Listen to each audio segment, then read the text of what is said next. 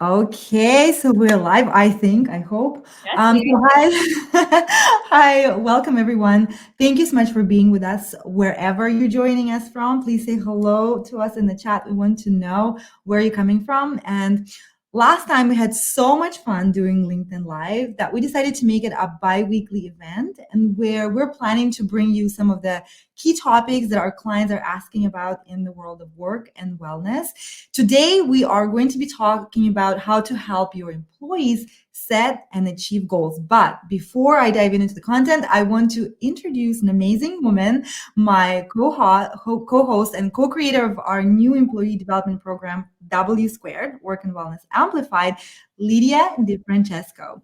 Yay. Lydia is a wellness expert, speaker, and author who has worked in the wellness industry for over 10 years. And in addition to having an MBA from the University of Ottawa, she's currently in progress to become a certified workplace health and performance practitioner. Lydia is a weekly radio host of a wellness segment and is a regular TV guest expert. And if you know Lydia, you know she has an energy and she has a passion for helping people see that there are simple ways to make healthy living your lifestyle. And she has a knack for breaking down concepts into easy, actionable steps that you feel confident implementing it right away. And I had my personal challenge. I decided that I will try to share a new fun fact about Lydia every time we do this. And today I wanted to share that Lydia has an incredible, cute coworker. Her name is Lulu. She's 12 years old and she's very small and fluffy. So welcome, Lulu, to our LinkedIn Live. Lulu And is hi, Nas. Lulu is the best coworker. I just love snuggling with her. She sometimes sits beside me and I just pet her and she keeps me calm. Thank you, Alina, for that wonderful introduction. And now I get to introduce you. So, Alina is a leadership coach, speaker, and facilitator. She has a degree in psychology from McGill University, and she's a graduate of the coaching program from Coaching You and the creator of the successful Empowered to Lead programs. Alina draws from her 10 plus years experience in the corporate world to help organizations become better places to work by turning managers into leaders and tapping into innate employee strengths to create a culture of passion and full engagement. And so I am also going to be sharing fun facts with Alina as we go through this series. And so her first one was that she ran her very first marathon in Ottawa, which is where I live. So I think first of all, yay, Ottawa. Secondly, amazing accomplishment to do a marathon. Absolutely, absolutely. And then, like I mentioned to you earlier, Ottawa is just such a phenomenal experience for runners everywhere. And see, you're from Ottawa, now I'm in Toronto, and everything happens for a reason. So I ran in Ottawa, and now let's look at us doing this together. Super exciting. Yeah. Now, even though goal setting may not be the newest topic on the blog, but it's still one of my favorite topics because just from my experience, setting effective goals is one of the best leadership tools ever because it's simple, but it's very effective way to create clarity and alignment on what you want to achieve. And as a leader, your role is being a bridge between the company vision and your team's day to day. So when you know how to set goals and you know how to do it well, it just takes your team's result to the next level. So then the good news is it becomes a lever, however you pronounce that, for increasing engagement and improving work-life integration as well, which is really close and dear to our hearts. And we will talk about this quite a bit today. Yeah, I love goal setting. I mean, obviously in the wellness world, there's a lot of goals that we make and strive to achieve. But I know from experience, personally and with clients, most people really honestly fail at achieving their goals. And a lot of times the Mhm. common excuse or the common reason behind it is just, I don't have time. Like there's just so much going on in the world. Like the world is crazy. People have a lot of obligations, a lot of things going on. So do you find that to be your experience? And what else is standing in the way of people achieving their goals? Yeah, no, this is a great question. And for anyone on the line, if you have any questions for us, please feel free to ask them in the chat. And also, if you have any comments or insights about your personal experience, we would both love to hear that. And there's no argument that we live in a very busy time, and our time is definitely stretched. But we also have to be honest with ourselves. When something is really, really important to us, we get creative and we find time. If my house is flooded, let me tell you, I will find the time. And somehow also I am a very busy person. I have my kids, I have my family and work, but I always find the time for my favorite TV show. So it's not simply just a question of time. And from what I see with my clients, there are three main kind of roadblocks, if you will, to achieve goals. It's lack of consistent action, too many goals, and lack of clarity. So one of the most common challenges with achieving goals is definitely lack of consistency in taking action.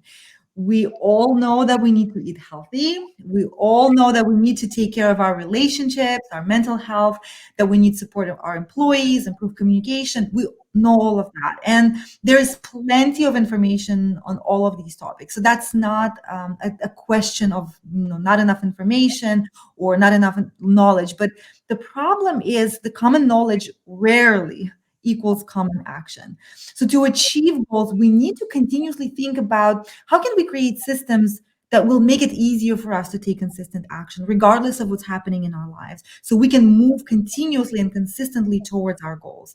And this is something that we definitely will touch on today. The second roadblock, very, very common. I just had a conversation about it with a client just yesterday. It's having too many goals. And psychologists actually call this goal competition. And that's one of the greatest barriers because every goal we have, they are competing with one another for our time and attention. So whenever we chase a new goal, we choose a new goal, we have to pull focus and energy from other things, right? So what we need to do is we need to focus on one or two goals, and we need to focus on that mainly. We don't need more time necessarily. We need to make better decisions on how we spend it.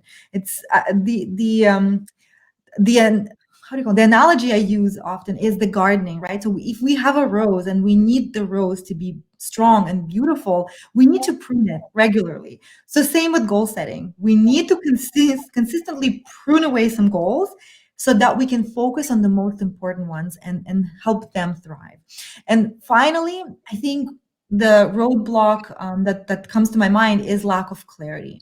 Clarity is really important when it comes to goal setting. If we're not clear on about what we want, we're not able to achieve it. It's kind of like with the GPS. When we don't know the exact location of where we need to go, it's very hard to find the route to get there. And also it's hard to find the best route to get there. So without a clear what, we can't really come up with a clear how, right? So, but I'm also curious, Lydia, I know I see a lot of issues with goal setting in terms of work environment, but we talk a lot about mental health and integration of work and life, work and wellness. So what are some of the common challenges that you see when it comes to goal setting and wellness? Yeah, oh my gosh, like yes, yes, yes to everything you just said. It's all true.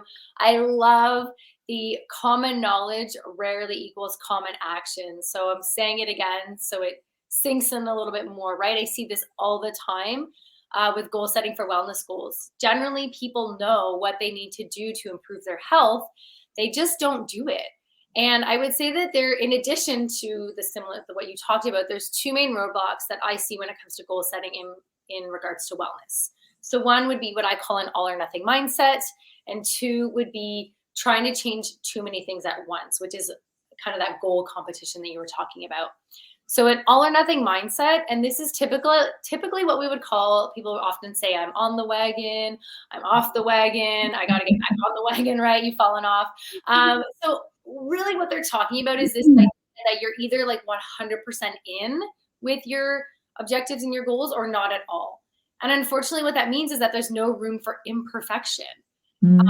It's beating yourself up because you missed a workout, or it's feeling guilty for eating a cookie, right? And you shouldn't feel bad about either of those things. And the reason why this all or nothing cycle is flawed, it's because you can't be perfect all the time. Like, sorry if I just burst that bubble of yours, but perfection all day, every day is not sustainable. And then the guilt you feel when you can't do it makes it worse, right? So you get trapped in the cycle. You're trying to be perfect, which could last from like, Mhm. a day, maybe a couple months, but you can't keep it up, which then means you give up. And that's not really the best way to approach your wellness.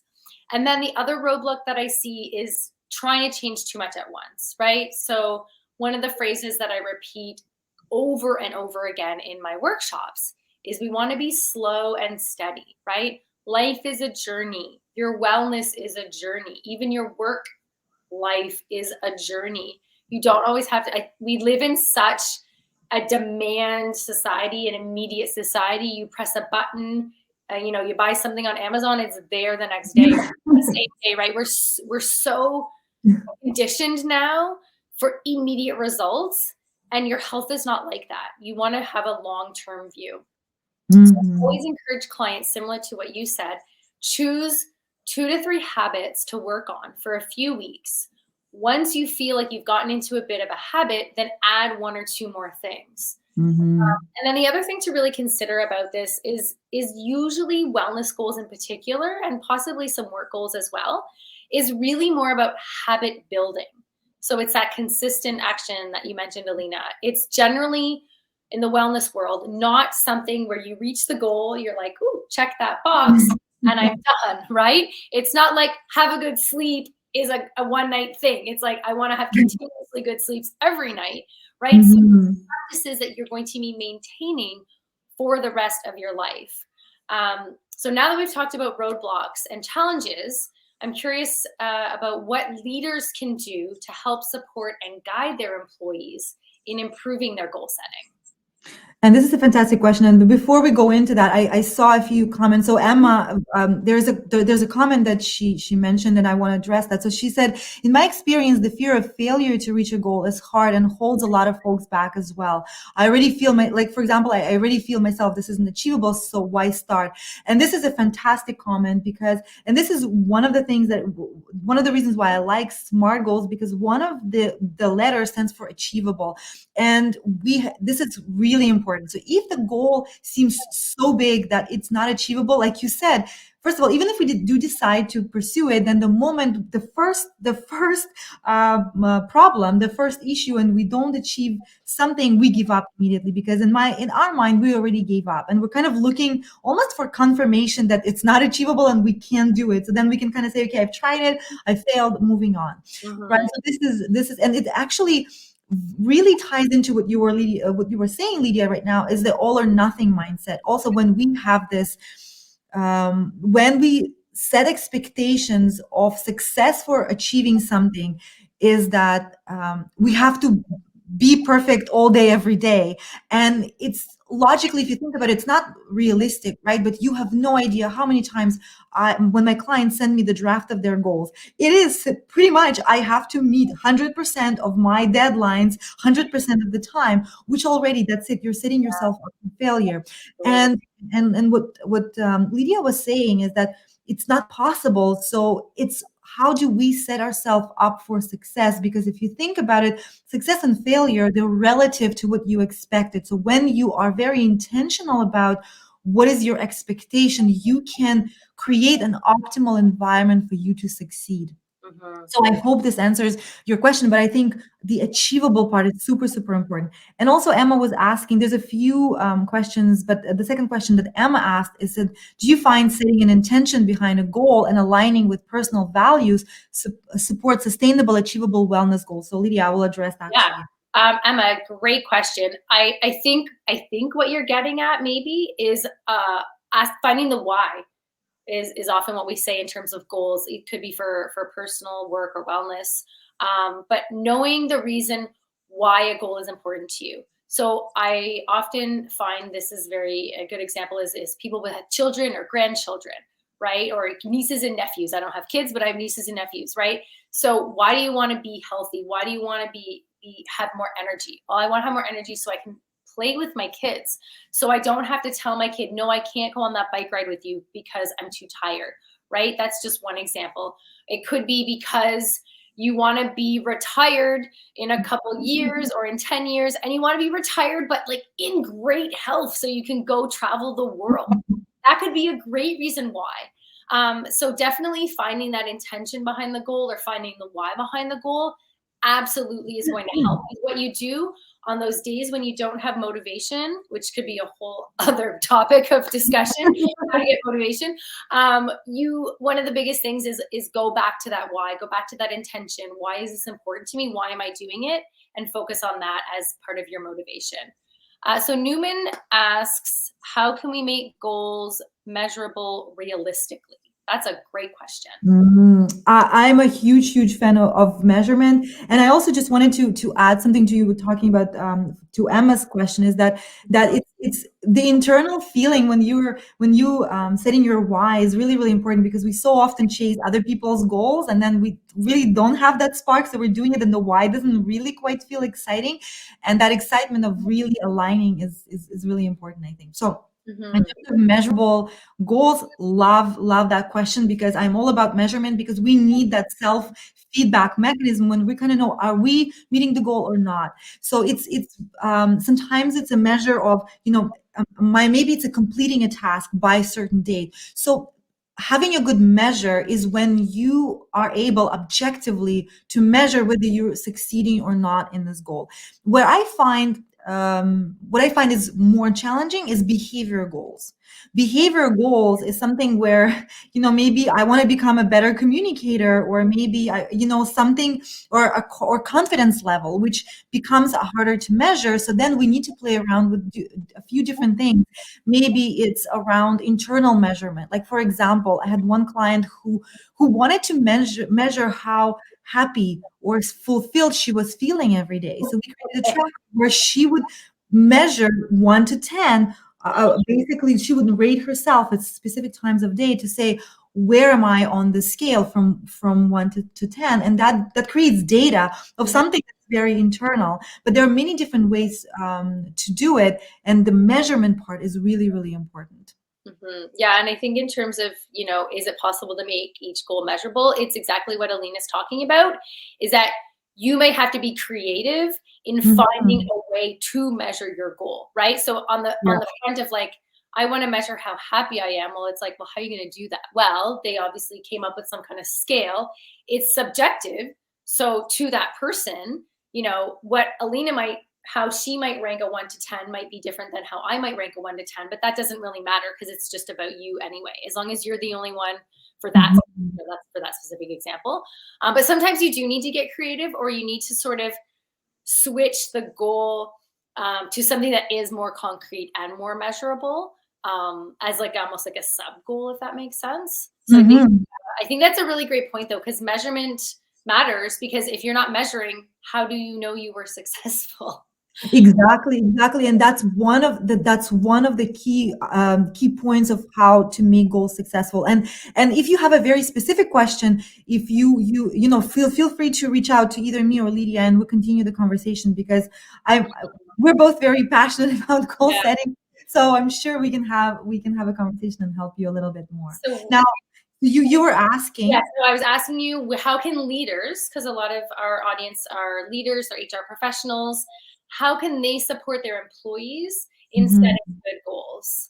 Yeah, and this is an excellent question. And as humans, we need to know this is just a natural need that we have. We need to know that we are moving forward, that we are growing, that we're developing, and helping employees set goals is absolutely a fantastic way to get employees engaged. And actually, Gallup found that 69% of employees whose managers help them set goals are engaged, compared to 8 that don't. 69.8%. This is crazy big difference. But there's a few different ways to get employees involved and engaged in setting work-related goals, right? So first is really important is connecting the employees' goals to the bigger organizational vision, and this is a must. You were talking about having a why, so then we also need to have a why for when we work, right? Because right now, only about half of the top employees understand how their goals fit in with company's goals and vision. Only half of top employees. So you can imagine. So there's a missing part there, right? So employees need to know how their work fits into the bigger picture, and that's what makes the day-to-day work meaningful. We need know that we're valued, that what we do matters. So when we know why it matters, then it just becomes much more meaningful. The second is actively involving employees in the actual goal setting process. Currently, unfortunately, only 30% of managers do that, just Okay. 30. So Wow. there is a big area for improvement there. So when you involve employees in the goal setting process, they're much more likely to be committed and excited about the goals. We all know that when others tell us what to do, just basically say, here are your goals, just go do them. We're Yeah. much less likely to not just to do that, but to feel engaged and involved in that, to feel the ownership of the goal. Yeah. Whereas if we are actually actively participating in creating that goal, where we, in the process of negotiation, then we kind of say, okay, this is realistic, this is relevant, so we can kind of address every single point of the SMART goal. And finally, that brings me to the third point is we have to make sure that the goals we set together with employees are SMART. And the big point here is that they need to have specific results. They need to have milestones and timelines. I personally like using SMART goal system, but it can be any other system as long as it makes your goals actionable and gives you an easy metrics to gauge if you're succeeding or not. This is really important. Yeah. And this is exactly what we were talking about with Newman's comments. And he just commented rightly put by both of you. So thank you so much. I strongly believe what cannot be measured cannot be controlled. Absolutely. And so that measurement gives the sense of control, and then we can actually see, okay, are we moving closer to the goal or not? Because sometimes you need to adjust, and that measurement and follow up will allow you to do that, to give that flexibility. Now, again, I want to shift it to the wellness side. So how can leaders support and encourage employees to incorporate wellness into work? Because I don't see a lot of this happening, unfortunately. It's coming. I will say I am very heartened to see a lot of progress in this area. It's a great question, and really honestly one that is so important for leaders to consider. You know, in our last conversation on work-life integration, we talked about how the personal side of an employee, which includes wellness, is intertwined with work, right? So that means by default, an employee's wellness should be an automatic consideration by leaders and by the company. And so for starters, leaders need to lead by example. Regardless of what you say, employees will look to your behavior as what to model, right? So for example, I see this all the time. You know, leaders are telling their employees, take your lunch break, but then they never take theirs, which then again, the modeling is that the employee's going to feel like, well, my boss isn't taking their lunch break, so I kind of feel like I shouldn't take mine. You know, they start to feel bad about it. So as a leader, you need to practice what you preach. And now this doesn't mean you need to be perfect, right? We talked about perfection. Okay. But through your action, you should show them that healthy practices are acceptable and are part of the corporate culture. So another way to support wellness at work is by doing challenges together, right? So, you know, I've created numerous challenges for my corporate clients, such as fitness challenges or nutrition challenges. You know, I send that material to my clients and they implement it. And everyone loves friendly competition, and it's to keep the momentum going using communication tools like Slack and so on, right? So that can be a really fun way to integrate wellness at work. And then honestly, one of the best things a leader can do in this area is just talk to your team. Have these conversations, talk about boundaries, come up with the team guidelines Alina mentioned in our last chat, right? Get feedback from your people. What do they need? What do they want to see? What does a work-life integration look like for them? And then actually follow through on that. Which leads to my next question for you, Alina. There are obviously many strategies to achieving goals. So what are some of your favorite ones? Oh, I have so many. We don't have enough time. But left or something like that. 7 minutes left. no, but I just wanted to add to what you said. The leading by example is so critical. It's really, I always tell leaders, it's your actions are your leadership, not your words. So you have to. So you may say things that the right things all you want. If your behavior goes against those words, that's your employees feel. So I think in terms of the strategies, I'll talk about a few different ones. So first is really it's playing around with the deadline, right? So when the deadline of the goal is too far away, so our brain automatically files into the someday pile. And we know that someday never comes because we feel like we have all the time in the world. So we're kind of waiting for that moment to arrive, which may not. So we need a little bit of a small dose of stress to make us alert, to wake us up and help us get off the autopilot and focus. So playing around with the deadline to help us find that sweet spot where we are not blanking from the stress and not going into the fight or flight mode, but we are energized and we're focused, and because there is a little bit of urgency there. And most organizations have yearly goals. So what happens, there's complacency for most of the year, and then there's surge of activity in a month or two before the year ends, if at all. So if you're working on the goal, so one simple thing is to consider replacing that annual cycle of and long-term goals for shorter sprints, maybe of 4 to 12 weeks, depending on what works best for you, to create a little bit better focus, productivity, and results. And that goes for wellness as well. It's breaking them down kind of small, shorter sprints. Can I interject for 1 second? This reminds me of the Pomodoro, which is where you work for 25 minutes and then break for 5 minutes. And I have to tell everyone, so Alina and I have prepared some notes so that we, aren't talking to you for 2 hours. And I did this yesterday. I set my timer for 30 minutes so that I could focus and write. I did need a little bit longer, so I set it for another 30 minutes. But to be honest, I know that made me get it done in that time frame, or else I probably would have taken like 3 hours to do this, because I would have been distracted by other things. So it kept me a lot more focused. So the shorten the runway concept definitely works. What's the second? And well, Pomodoro is actually one of my favorite tools, because then it's also for your brain. If I'm working for 20 minutes, it's okay for me not to get distracted because I know in 20 minutes I'm going to be done. Whereas if I embark something for 3 hours, I will find excuses to maybe do other things. Now, the second strategy, I think, is to make your environment work for you instead of against you. Super important. We believe that we have free will, and we do to some extent, but our environment influences in the big way what we think, what we do, and how we act. And the problem is we may not even be aware of that. For example, if my kitchen is filled with chocolates and chips and other goodies, I am much more likely to get a chocolate than if I have to. But if I don't have chocolate lying around, I have to go and get in the car, drive to the store. Trust me, that my chance of getting really decreases, especially in winter. Yeah. In general, it's very hard to stick with positive habits in negative environment. So we need to really to make the environment work for us. We need to make sure that the default option is what we want. So we need to create barriers and costs for choices that we don't want, and then automatically will increase chances of success. So, for example, trying to cut back on social media, block the apps, because now it becomes so much harder to get on social media. Trying to get the more important work done, eliminate distractions, do the Pomodoro. Want to have a productive meeting, create an agenda and stick to it. So kind of just the road, the itinerary for your journey. Finally, I think it's gamification is my favorite, because just adding that element of playing a game can turn the most boring and tedious task into like exciting and engaging quests, and will help push you further and achieve results faster. And Lydia mentioned some challenges. I absolutely love it.